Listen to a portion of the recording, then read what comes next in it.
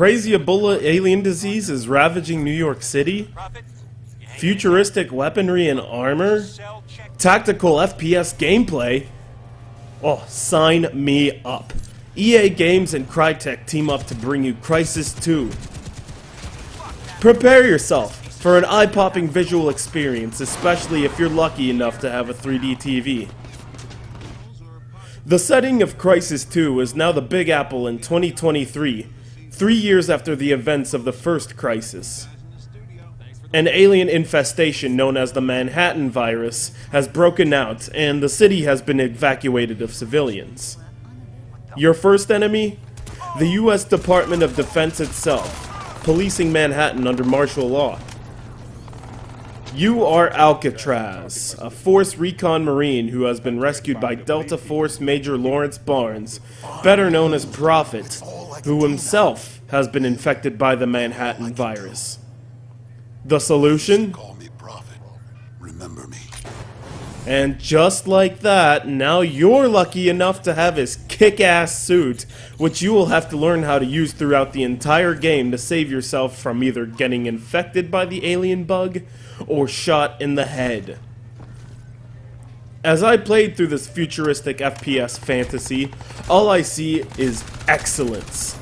The graphics in this game are outstanding from beginning to end, with utilization of CryEngine 3. Shooting mechanisms are for gamepad-controlled FPS fans. For point-and-click guys like me, the shooting mechanisms take a little time getting used to, but it's not so hard. Probably the toughest concept for me was trying to get a grasp of the Nano Suit 2. There are so many cool abilities on this futuristic tactical ops equipment. Well, you need to know when to operate what, and also how long, since each ability takes up suit energy. First, there's the cloaking ability, which I used most often to try and quietly dispose of my foes. You have to be careful to not do too much when cloaked, or else you'll end up uncloaked in the middle of a mob of stealth forces. Nanovision can help you spot your enemies in smoky or dark environments, like a subway train station. Pair it with a cloaking ability, and you've got yourself one stealthy soldier. Suit binoculars have been upgraded to tactical mode, which will help you get through your mission with more accuracy and detail. Slip them on, and you'll see ammunition, your enemies, and tactical points from a great distance. If you played the first Crysis, you remember the first nanosuit had speed and strength modes. Well, they're now combined into power mode, granting you superhuman strength.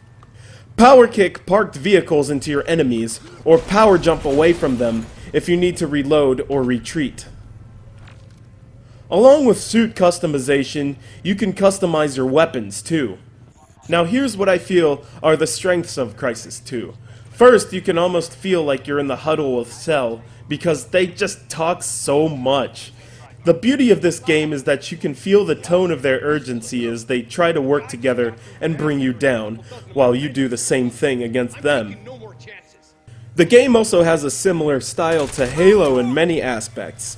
For example, you just click the right stick to melee attack, or look down the sight of a gun, or better yet, climb into a tank! I love tanks! CRYSIS 2 has deserved all the critical acclaim it has received, and has earned mine as well.